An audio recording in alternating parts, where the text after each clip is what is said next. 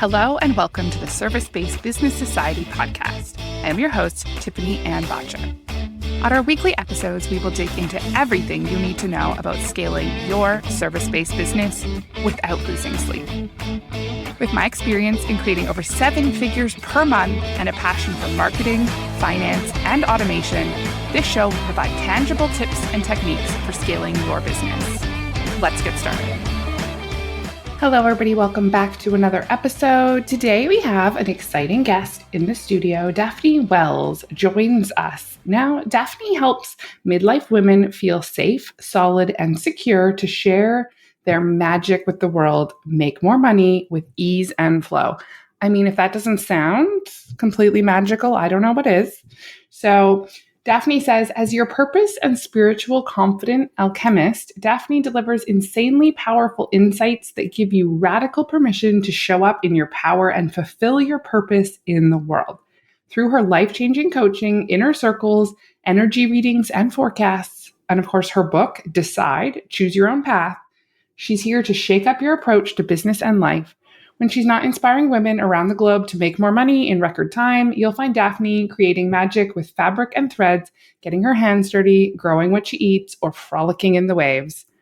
Super excited to bring Daphne. Welcome, Daphne. Thank you, Tiffany-Ann. It's a pleasure to be here.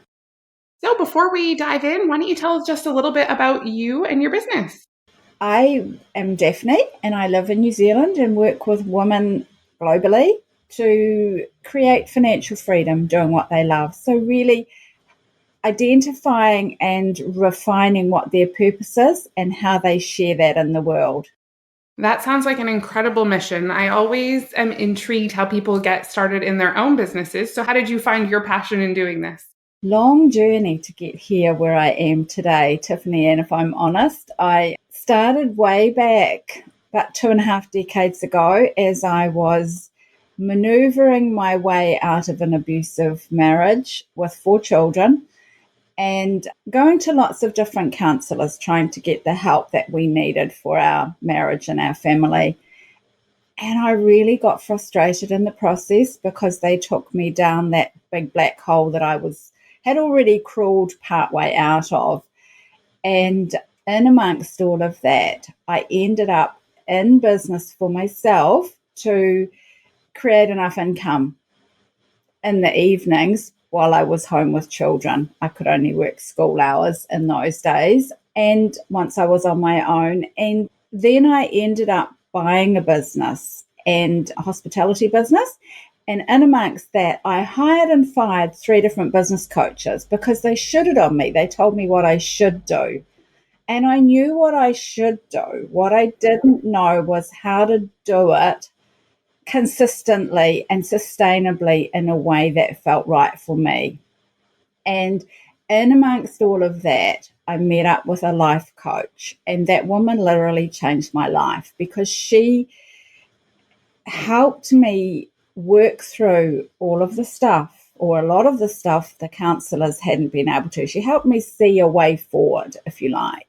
And at that point I thought, if I could learn what she knows and then add my business skills in there, I can really help women like me create lives that they design for themselves rather than being told how to live. And so it's been a journey. I always feel like, there's a saying that says, calm seas never make for a skilled sailor. And it's often in those times of real challenge that you uncover your own gift or your own purpose and the real drive that comes from having to get it done when you are making a big life shift like that and have kids to support and whatnot. In those times, it's always a real challenge. I reflect back, and I don't even know I've ever shared it on the podcast, but I did get divorced at one time after 2 kids, had 2 small kids, and have remarried and have a wonderful family and whatnot now. But there was some trying times there for sure when you have young children and bills to pay and only so many hours in a day. So I definitely understand the transformation that happens in those moments. So you go through this period and find this gift. So tell me a little bit more about, how people are really designing their life. That was a key point that you mentioned, and I'm intrigued. Yeah, so now, all these years down the track, I've added more tools into my tool belt, right? More ways that I can bring together and really brought together a process. So how I work with clients is a mix of coaching, mix of numerology. So through numerology, I work with Pythagorean numerology and also Book of Life numerology. And through that, we get into your energetic DNA and really figure out how you are wired energetically with the purpose that you came to earth in this lifetime to fulfill as part of your soul's growth. And so once we really get clear on that, we can then figure out, well, how do you want to apply that given what you love doing, given your skills, given the life you want to create for your family? What does that look like? And then we create a sustainable business for each woman that is uniquely hers, right? Incredible. I don't know much about numerology. So why don't you give us, basically the elevator spiel on what is numerology for those that, have heard the term, but maybe don't know anything more about it than that. Okay, so numerology is based on your date of birth. That's all we need is the day you were born, right? And from that, we can calculate using Pythagorean, we calculate your personality. That is the personality that you came to earth in this lifetime with, how you view the world, the lens that you see the world through, and how you respond to challenges in life. And it really is, when I do that reading with women, it's like, they get to really settle into who they are. Because the thing is that we come into this world energetically coded. Like I talk about it as your energetic DNA. So there's the mix of that is your personality, that is your birth code. We also, through Book of Life numerology, which is based on the deck of playing cards, the 52 card deck that we all know and love, you have a birth card. And that is essentially your soul agreement that you've come to earth in this lifetime, the work that you're here to do. Essentially, I like to think of it as we're a bunch of souls running around. When are we coming back to earth? And we kind of agree to this job description, if you like, for our life, as in what we are here to do to help mankind move forward.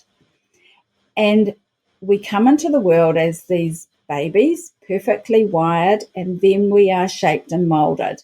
And we know from human development that we're sponges, especially in those first 7 years of life. We believe and accept anything that we're told, anything we feel, we just believe it's true. And so we forget who we really are here to be. And then we come to this point in life, which is why I tend to work with women in that midlife from 39 through to 65, because there's a lot of, if you think about it, we've got lots of different cycles of energy that are going on inside of us. Energy works in movement, right? So it's always cycling, it's always spiraling, and it's changing as it does. And so we come to this point in life, we've done a whole lot, we've grown a whole lot, we've learned a whole lot. And then it's like, well, why am I here? And we all come to that point in life. And society tells us it's a midlife crisis. And it's not a crisis. It's a, why am I here? It's like we're really questioning, there's more to life than this. What is it? Mm-hmm.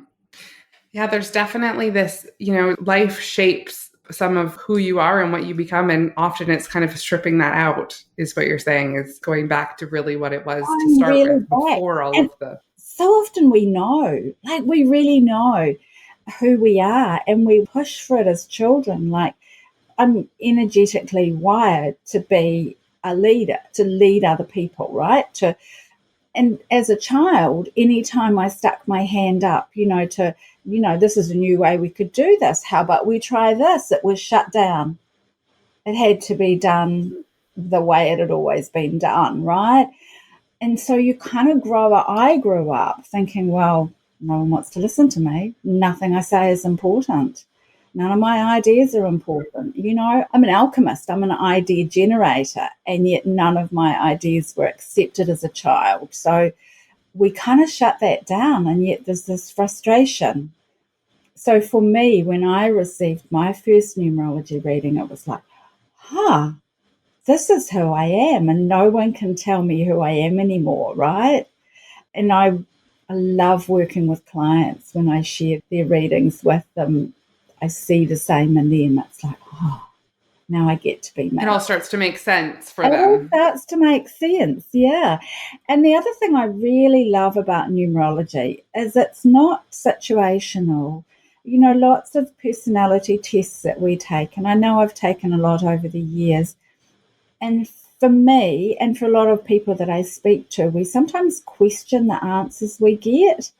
We're like, am I really that? What if I'd answered the questions a different way? Would I have gotten a different answer? And so with numerology, because it's based only on your date of birth, there's no questioning that. It is what it is. Right.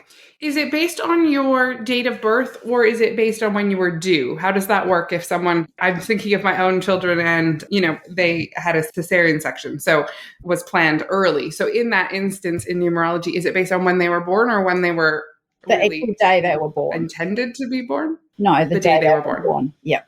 Yeah. Okay. Because the due dates are really based, like they're calculated by doctors, midwives, based on really that presuming, aren't they, that we all have the same length menstrual cycles, that we would have conceived on this particular day and amongst that. Like it's all based on predictions. Yeah, so it is the actual day you were born, because your children were born by C-section. There's a reason they were born on that day. Right. Okay. Regardless of what the medical profession said, they were destined to be born the day they were born. So you've obviously worked with a number of women doing this. What are some of the biggest shifts that you've seen where people have thought that they needed to do one thing, and then, through learning this about themselves, how they've made like a big shift that they've really felt obviously more aligned with? What kind of shifts are you seeing? Shifts that I'm seeing are women coming to me like, they're obviously really, really skilled, know what they're doing, and yet they feel like what they're doing isn't important. They don't know why they're here. They don't know how they help people. And yet it is all there. So I had one woman recently came to me, and she was like, I don't even know what I do. I feel like I don't do anything. And yet she was making really good money. And yet she didn't feel fulfilled. So we worked together and really identified her purpose, looked at how she could create a life that didn't feel like work for her, that she was having fun doing what she was doing. And now she's off flying, right? She's just out there doing what she loves to do because she feels really confident in it. So gone from, I don't know what I do, nothing I do is valuable to anyone, to, whoa, this is how I help people, which then means that these women are helping way more people than they were able to in the past. Right. Yeah, fulfillment is a funny thing. When I was, really towards the end of my time in corporate and going through that, like, should I leave? Should I not leave? Like, I just wasn't feeling fulfilled. I was very pregnant with my third and decided at that point that my mission to fulfillment was that I was going to take that opportunity to go back to school and do my master's. So there I am, super pregnant. I'm not a good pregnant person. So, very pregnant with my third, and now doing my MBA and still working. And, that wasn't the answer, obviously, fast forward to now. And I have my MBA. However, I also left corporate and found something that I found more fulfilling. But it's interesting when you feel that really like something is missing and you're kind of like, what do I need to do to fill it? And I laughed because my husband is so supportive. But I said, that might have been a time to say, no, this seems like a questionable idea. But, and as I was doing my final dissertation at the end of last year, it was like over the summer. And I was like, I'm so close to the end. And I said to him, I thought, this was really a crazy mission that I decided, and the timing. I always wanted to do my master's. I knew that, but I didn't. The timing was the questionable piece here. And he said, well, you seem very adamant, and I always want to support your goals. So, and I said, well, sometimes you need to just say no. It was, I was like in that moment, but it was this drive for, I think this is what I want to do. It was what I wanted to do, but the timing clearly was, driven by a quest for fulfillment that maybe was misplaced. Yeah, and it's an interesting one, isn't it, really? And when I work with women, what we do is put together like a framework that gives them gives them filters that they can really easily figure out if a choice is right for now, if it's for them, if it's for now, if it's for later, or if it's an inspiration that they've received that they're to share with somebody else. So like you doing your master's, was now the right time when you were heavily pregnant? Yes, you were unfulfilled. Was that the thing you needed to feel fulfilled, right? So, we come up with filters that you can work through, right, to figure out what is right for you and when it is right for you. Yes, I often say to clients, it's not a no, it's a not right now. And sometimes, because sometimes when you have to say no about a decision, whether you're going to move a direction in your business or not, no is very final. It's like, well, I don't want to just write it off completely. Oftentimes people have an idea.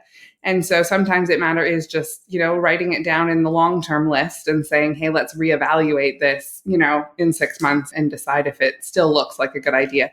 And I think some of that stems back from my decision to just, hey, maybe it should have been a not right now. Yeah. At this point, I was so happy to be finished. And interestingly, when I started my undergraduate degree, I had no kids. So I did my first 4 years of university and had 2 kids during that time. And then did my master's with the being pregnant and having the third. And so, at this point, I'm all done having children. And for now, all done school. And so now it's really like this place of just new opportunity. Someone actually said to me recently, I don't know how you have time to record a podcast. And I said, well, I used to do homework and now I don't do homework anymore. So now I can do the podcast. Now you do podcast. Yeah. It's like you're filling it with something else because you've got time. Yeah. Schooling is an interesting one. I went to university when I had 4 children because I hadn't gone straight out of school. And then in my day of having children in New Zealand, there was no childcare. So you gave up work to have children. And then I thought, I need something more than what I had to get back into the workforce. So I did degrees with 4 children.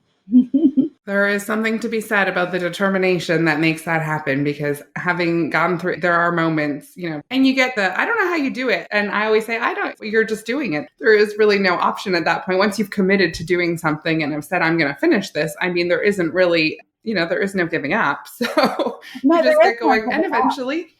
And as one, yes, as mothers particularly, we do these things, and mm-hmm. And we do. I remember being very pregnant with my second and having an exam, and the professor, who was a woman, who I almost made it worse that it was a woman, and she would not let me go to the bathroom during the exam. And I was so pregnant. And I thought, I am going to pee on the floor. Like, you're not getting it. I cannot.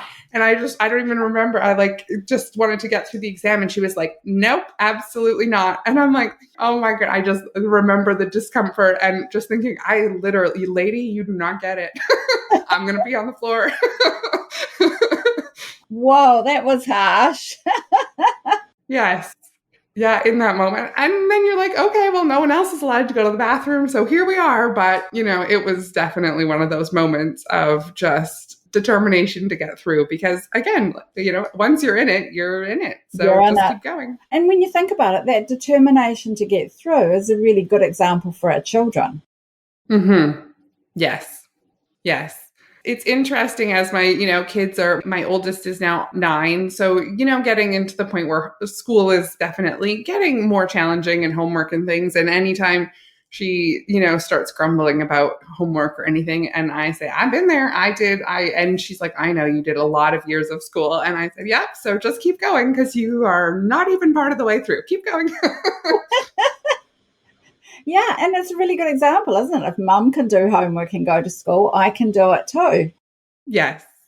Yes, there was definitely some grumbling in my house, though my son seemed to think that because I had been to university and was still going to school, he said to my husband, mom is just way smarter than you because she's still going to school. And my husband's like, I don't know about that.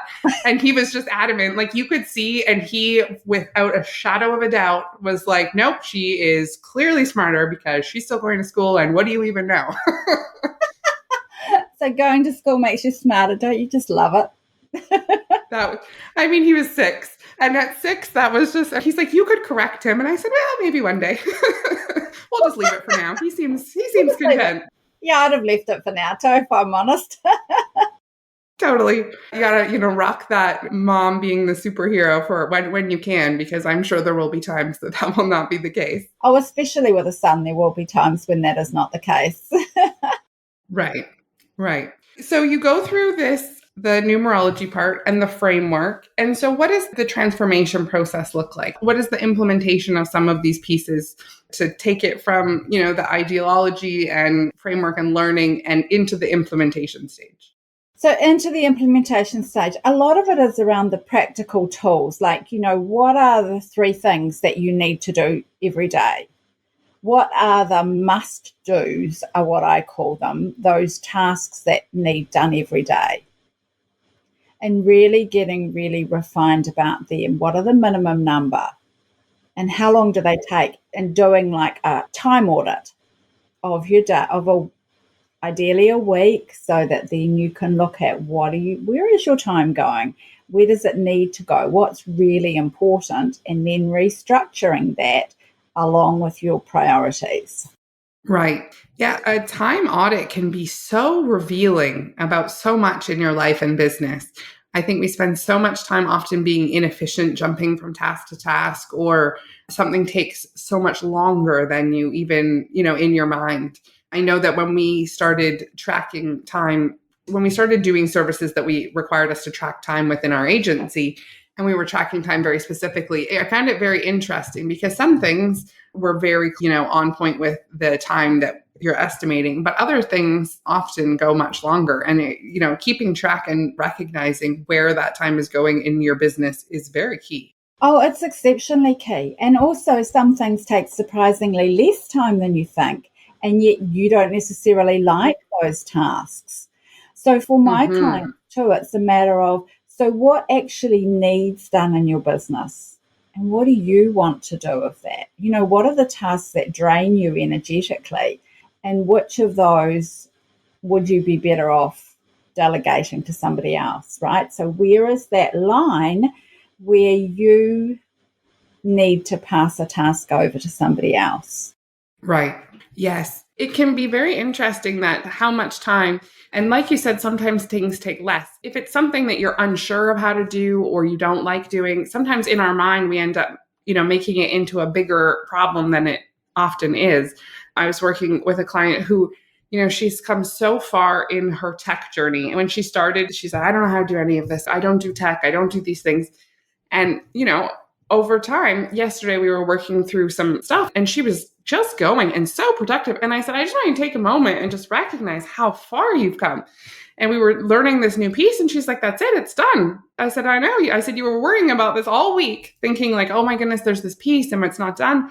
And in a matter of an hour, it was all done and wrapped up. And I said, take that moment to truly celebrate the journey in, how far you've come in some of these things. And she said, I feel so much more empowered in my business to be able to just jump in and do these things when I need them done and not be so, she's like, I wasn't afraid of them, but I definitely just kind of avoided them.